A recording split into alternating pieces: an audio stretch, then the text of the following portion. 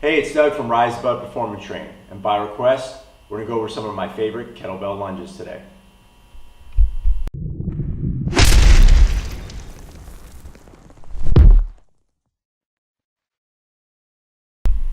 Alright, today we're going to go over a bunch of the kettlebell lunge exercises that I use here at the gym with my athletes and clients. There are a ton of different exercises you can do and movements. I'm going to go over my favorites.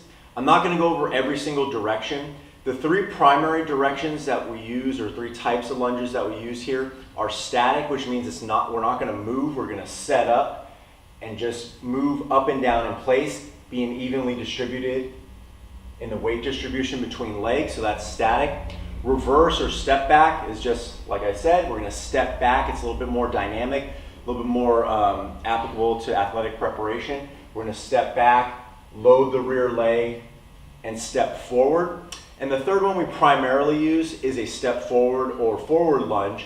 This one's a little more advanced. If you have cranky knees, this one isn't the best sometimes, but you're going to load forward, decelerate with the hamstring, and then come back, ideally in one motion. So it's great for athletes to decelerate their body, get their hamstring to kind of absorb the force, and then drive it back. I'm not going to go over every single variation with the ones I'm going to show you today. I might just kind of mix it up a little bit. But no, those are the three primary ones we use here.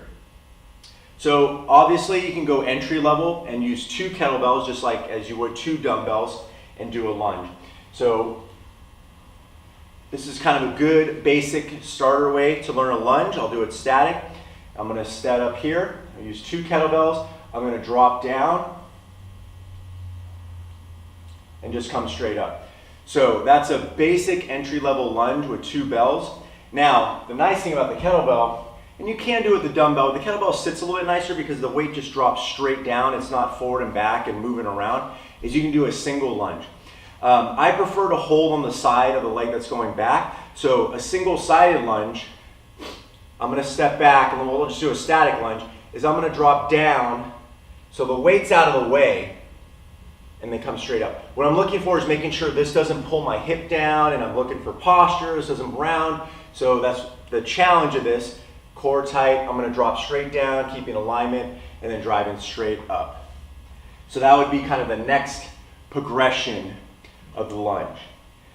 Another one you can do that's a lot harder to do with the dumbbell is a racked lunge. Rack lunge is with the kettlebell in the rack position. Now I'll do this one a little more dynamically. I'll step back. It doesn't matter a ton what leg you step back on. There will be some differences. It might be a personal preference. I like to step back on the opposite side. So if I do a reverse lunge, I'm going to rack it on my left side. I'm going to step back with my right. I like to go very slow and kind of take it in parts where I step back is 1, drop down is 2, come up 3. So here I'm going to drop back, keeping tension at the bottom and driving up. What we don't want to do is come down, dropping the hip or falling forward. I want to keep it all there. Again, like I said, the beauty is you can do it on the other side too. This may be a little harder, dropping down, keeping tight, and then coming forward. The more advanced version of that would be the double rack kettlebell lunge. I find this to be one of the most challenging, especially in the core. So we'll bring two kettlebells up, bring them in, and we're going to lunge. So obviously this one, we're going to have to switch legs. So I'm going to drop down and up. I can stay on the same leg, or I can alternate that leg. So I'm going to drop down, stay stable, and then drive up. That one is one of the more challenging ones I found. Another one you can do, which I like, adds a little dynamic factor, a little bit of core control, is a lunge and pass. Hard to do with the dumbbell, a little bit easier to do with the kettlebell. So I'm going to leave a little bit of space here. I'm going to grab on one side.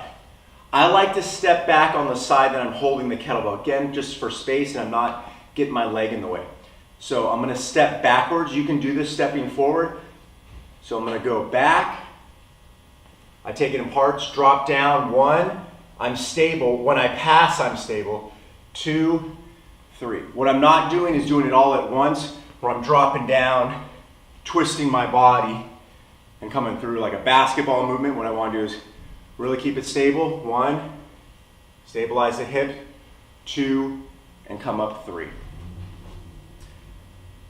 One I also like to do is called the third part of the get up, which is a lunge with the bell overhead. So I'm going to bring the bell overhead. Now if you want to make it a true get up, you're going to step back on that opposite side. But again, I can do both sides. I'm going to lock my core down, keep the weight over my hip. I'm going to tighten up. I like to tighten up this opposite hand to keep tension. Drop down.